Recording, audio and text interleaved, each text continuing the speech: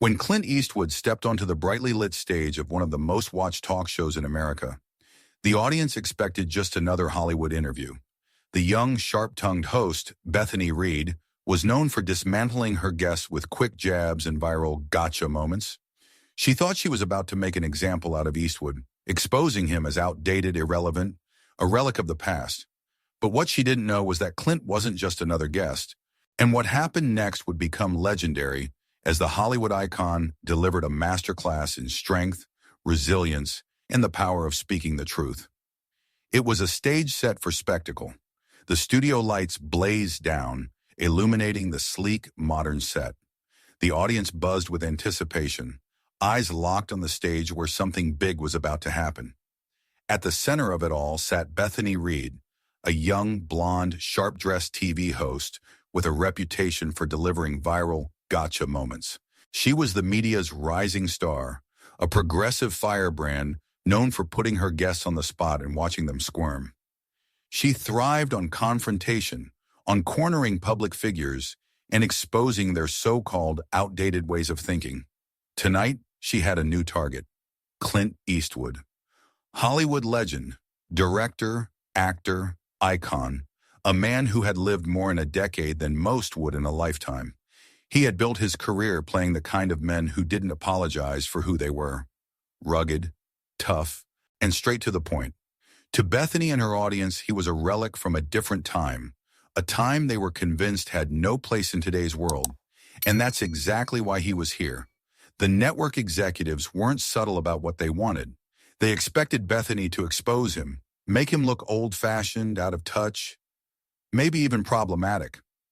A clip of him stumbling through a question, fumbling for words. That's what would go viral. That's what would get clicks, retweets, and headlines. But Clint Eastwood wasn't here to play their game. He sat comfortably in his chair, legs apart, back straight, arms resting lazily on the armrests. No nervous glances, no rehearsed answers, just a man who had seen it all and wasn't about to let some young TV host lecture him on the world. Bethany adjusted her posture, flashing a polished smile. The cameras were rolling, the audience was locked in, and the energy in the room crackled with expectation. She had done this 100 times before, but something about the way Clint sat there, calm, unmoving, eyes sharp as ever, made it clear this wasn't going to go the way she thought. Bethany crossed her legs, pen poised between her fingers. She had the look of someone who knew she was in control. She tilted her head slightly, smirking. "Clint," she began, her voice smooth and confident, "you've built your career on playing the rugged, stoic man's man. But don't you think that image is, well, outdated?" The audience chuckled.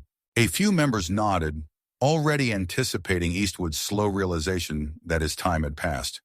But he didn't flinch. Instead, he gave a slow, deliberate nod. Not because he agreed, but because he was letting the moment hang just long enough for everyone to feel it. Then he leaned in just slightly, not aggressive, not defensive, just firm. "You mean outdated, like telling the truth?" Silence. Then a shift. The chuckles in the audience faltered, some morphing into nervous laughter. Bethany's smirk tightened just a little.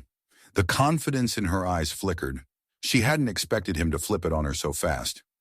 "Well," she recovered, keeping her tone light, "I just mean the times have changed. The world doesn't run on that old-fashioned tough guy mentality anymore."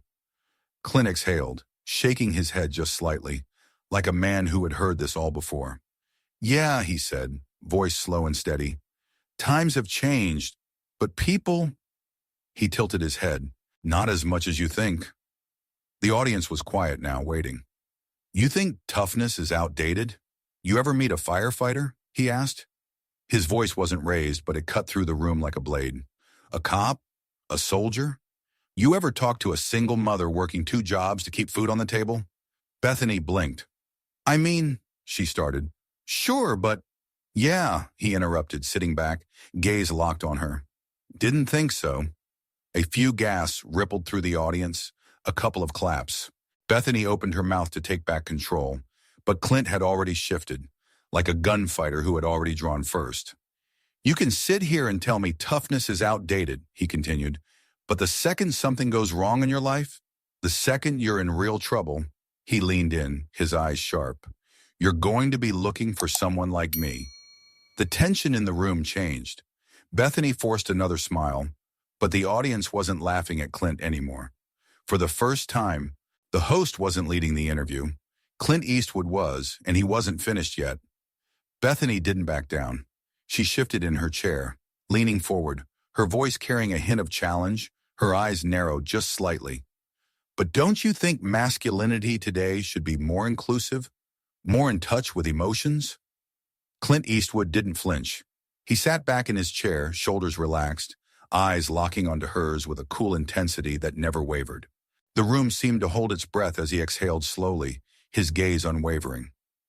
You ever see a firefighter cry about being too tough when they're running into a burning building? There it was. The words hung in the air like a punch that had just landed hard. The entire room stiffened. The audience seemed to collectively pause, as if trying to process the gravity of the question. Some shifted uncomfortably in their seats, while others nodded slowly, as if realizing the simplicity and truth in his words. Bethany blinked. She hadn't expected that. Her confident facade cracked just a little. That's not the same thing, she replied, trying to hold her ground, though her voice faltered. Clint didn't give an inch. What, you don't think those guys have emotions? He asked, his tone still calm, yet undeniably firm. But they still go in. They still do the job, no matter what. The crowd was quiet now, absorbing the weight of his words.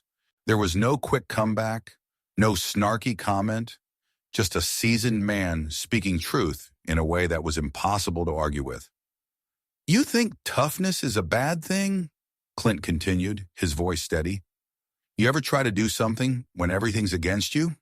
You ever pick yourself up when no one's there to help? Toughness isn't about being a bully. It's about standing tall when the world's trying to knock you down. Bethany's mouth opened and closed a few times, but the words weren't there.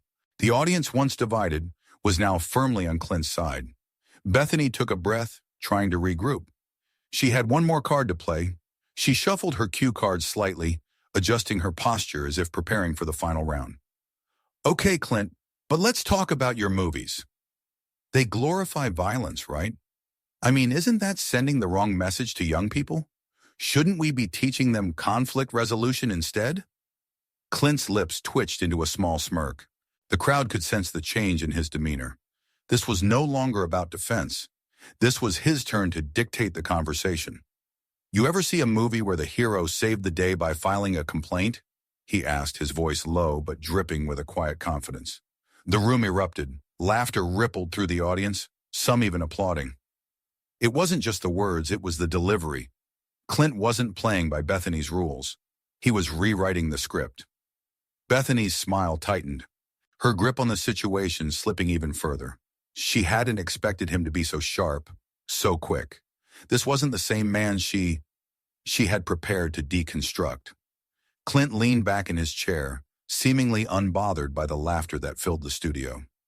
Movies are movies, he said, shrugging slightly. It's entertainment, but they're also a reflection of the world people are living in. The world isn't soft, Bethany. It's a tough place, and sometimes you need a little toughness to make it through. The words hung in the air. Bethany tried to get back on track, but the crowd's reaction made it clear that Clint Eastwood had just changed the game. Her confidence, once unshakable, was now deeply in question. Bethany adjusted her posture, her polished TV host smile still in place, but something was different now. She wasn't leading the conversation anymore. Clint was, and the audience, they felt it too. She needed to regain control, and fast. Taking a breath, she tried a different angle. But don't you think old-school toughness has led to toxic masculinity? She asked, her tone careful but pointed. Wouldn't society be better if men didn't feel the need to be so aggressive? The audience murmured, sensing the weight of the question. A few heads nodded in agreement. This was her moment.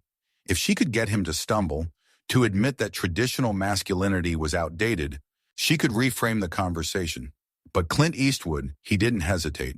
His expression didn't change. He simply leaned forward, resting his elbows on the armrests, eyes steady. Then, in that signature, low, deliberate voice, he asked, "Would you say that to a single mother working 2 jobs to keep food on the table?" Silence. Not just from Bethany, but from the entire audience. Her lips parted slightly, but no words came out. The energy in the room shifted again. This wasn't about masculinity anymore. This was about resilience, about survival, about real toughness. Clint let the moment linger, his gaze unwavering. Then he continued, voice even but firm. You think toughness is just about throwing punches? It's about pushing forward when life is hard. It's about standing up when no one else will. You take that away from people, tell them it's a bad thing, and what do you have left? The audience wasn't laughing anymore. They were listening. Bethany swallowed. She had planned for this interview, studied her talking points, rehearsed her approach, but she hadn't planned for this. And worse, she was losing them. Bethany wasn't smiling anymore. She shifted slightly in her chair, gripping her cue cards a little tighter. This wasn't going how it was supposed to. The audience wasn't looking at her anymore. They were looking at him. She needed to break this momentum, fast. If she couldn't win the argument, she could at least make him look old-fashioned, out of touch. With a practiced exhale, she went for it. You've been accused of being out of touch, she said, tilting her head slightly, her voice edged with something sharper now. Do you think your fans are just people who don't want to accept change? There it was, the setup. If she could paint him as a relic of the past, the audience would be reminded that he wasn't someone to take seriously anymore. But Clint just sat there. And then he smiled, a slow, knowing smile. And then, in the kind of calm, collected tone that made it feel like the whole world had just slowed down, he delivered the line that would be replayed millions of times across the internet. Funny thing about change, he said, voice steady, not all of it's progress. Boom. The crowd erupted. Some people clapped, some cheered. Others simply sat there nodding, absorbing the weight of what he had just said. Even some of Bethany's own crew members exchanged glances. Bethany's smile didn't return. She blinked, searching for the right words to regain control. But how do you argue with that? The shift was undeniable. The audience wasn't waiting for her next question anymore. They were waiting for Clint's next answer. She wasn't leading this interview, he was. And for the first time, she knew it. Bethany's face was composed, but the cracks were there. The once confident TV host, known for cutting down guests with sharp questions and progressive talking points, was now struggling to regain control. She had one last attempt left. Taking a steadying breath, she leaned in, softening her voice. If she couldn't beat Clint in a debate, she could at least make him seem cold, emotionless, someone who didn't understand the modern world. But don't you think toughness sometimes stops people from showing vulnerability? She asked. Her voice edged with just enough sympathy to sway the crowd back to her side. Isn't it okay to admit when we're struggling? The audience murmured. It was a smart pivot, one that played well on camera. But Clint Eastwood, he had seen real struggle, and he wasn't buying it. He exhaled slowly, shaking his head just slightly. Then, in that signature, gravelly tone, he delivered the final blow. Toughness is knowing when to fight and when to stand your ground. Silence. He let the words settle before continuing, voice even but firm. The world doesn't care about your feelings. It asks if you can handle what's coming. Boom. That was it. The room erupted. People clapped, some stood up, a few let out sharp whistles of approval. Even some of the studio crew, the very people who had expected this to go differently, were nodding along. Bethany was frozen, blinking, scrambling for anything to grab onto, but there was nothing left. This wasn't just about Clint Eastwood winning the interview. It was about him proving that old-school values, discipline and resilience, weren't outdated. They were essential, and right now the world was eating it up. The tables weren't just turned, the entire game had changed. The second the cameras cut to commercial, Bethany yanked out her earpiece. Her team rushed toward her, whispering frantic damage control strategies. It didn't matter, because by the time she even left the stage, the internet had already decided who won. Within minutes, clips of the interview were everywhere. Eastwood School's clueless host. This is why Hollywood legends still matter. Samantha thought she'd win, big mistake. Hashtags exploded, memes flooded Twitter, YouTube compilations popped up within the hour. complete with dramatic music and slow-motion replays of Clint's final lines. Meanwhile, the network panicked. Producers scrambled to edit the footage, trying to cut parts before they went online. They called up YouTube, issued copyright strikes, tried to push a different narrative. Too late. The clips had already been downloaded, re-uploaded millions of times, and the internet wasn't just watching. They were celebrating. On Reddit, entire threads analyzing the interview racked up thousands of upvotes. On Facebook, older generations were applauding Eastwood for standing his ground. Even younger audiences, ones who had never even watched an Eastwood film, were commenting, "This guy just gets it." Bethany, she stayed quiet. No Twitter posts, no Instagram stories, no attempts at a clever comeback, because no amount of spin could change what had just happened.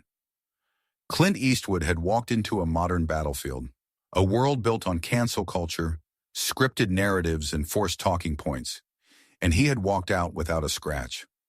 Bethany Reed was nowhere to be found. The morning after the interview, social media was still on fire. News outlets picked up the story, headlines flashing across every major network. Clint Eastwood shuts down progressive host in viral interview. The moment that ended Bethany Reed's credibility. How a Hollywood legend exposed the media's double standard. But Bethany, nothing. No tweets, no Instagram posts, no carefully worded reflection statements. Just silence. Her network, scrambling to save face, released a lukewarm, corporate-approved statement. "We at Global Talk believe in fostering conversations that reflect a wide range of perspectives. We appreciate Mr. Eastwood's participation in last night's interview and remain committed to open dialogue." It was the media equivalent of a shrug, and no one bought it. The comment sections under their post were brutal. "This is the PR way of saying we got wrecked, and we don't know what to do, LOL. At wide range of perspectives, you guys thought you were going to embarrass him, and he made you look ridiculous. Clint Eastwood just ended a career without even trying." Bethany's credibility, once untouchable, was now in serious freefall. Her audience, the people who had cheered her on in countless other interviews, weren't defending her this time. Some tried to spin it. They called the interview a calculated ambush, or claimed Clint's fans were just nostalgic for a time that never really existed. But the damage was already done. The truth was, Bethany hadn't just lost a debate. She had lost the room. She had walked into that interview expecting to corner a Hollywood legend, to make him look irrelevant, outdated, a relic of the past. But Clint, he never played the game. And that's why he won. Days later, the hype should have died down. But it didn't. Because the internet wasn't done talking about Clint Eastwood. It wasn't just an interview anymore. It had become a moment, a rare instance where someone without a script, without media training, without an agenda, stood firm in what he believed and let the world decide. And people were still deciding. Then it happened. A paparazzi clip, nothing fancy, just a shaky camera and a TMZ logo in the corner, surfaced on social media. Clint Eastwood walking out of a steakhouse in Los Angeles. A young reporter rushed up, microphone in hand. "Mr. Eastwood, did you expect your interview to go so viral?" Clint paused mid-step. He turned his head slightly, gave the reporter a look. One of those classic Clint Eastwood looks. The kind that could make a man rethink his whole life. Then he chuckled, shrugged. "Didn't expect anything," he said, voice calm as ever.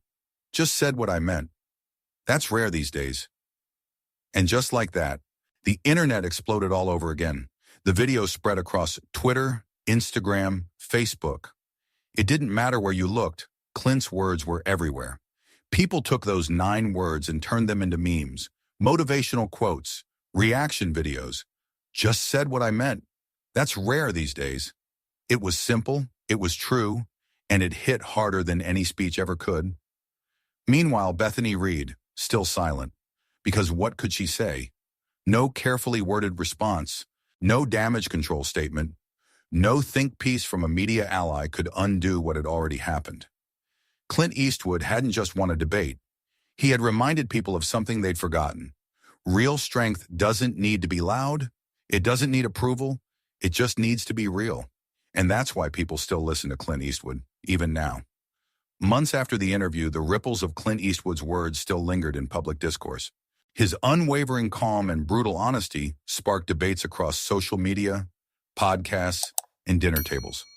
People questioned not just the culture of sound bites and viral moments, but also their own definitions of strength, resilience, and truth.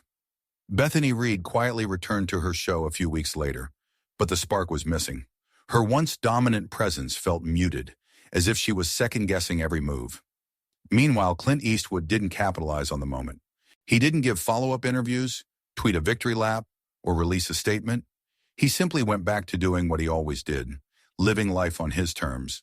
The real takeaway, though, was bigger than a clash of personalities. It was a reminder to everyone watching that, in a world obsessed with approval and perception, there's incredible power in standing firm in what you believe. But what about you? What do you think toughness means today? Is it about adapting to a changing world or holding on to timeless values? Can the two coexist, or are they destined to clash? Let's hear your thoughts in the comments below. And if you enjoyed this story, subscribe to join the conversation. After all, stories like this aren't just about the people involved. They're about all of us figuring out what kind of world we want to live in.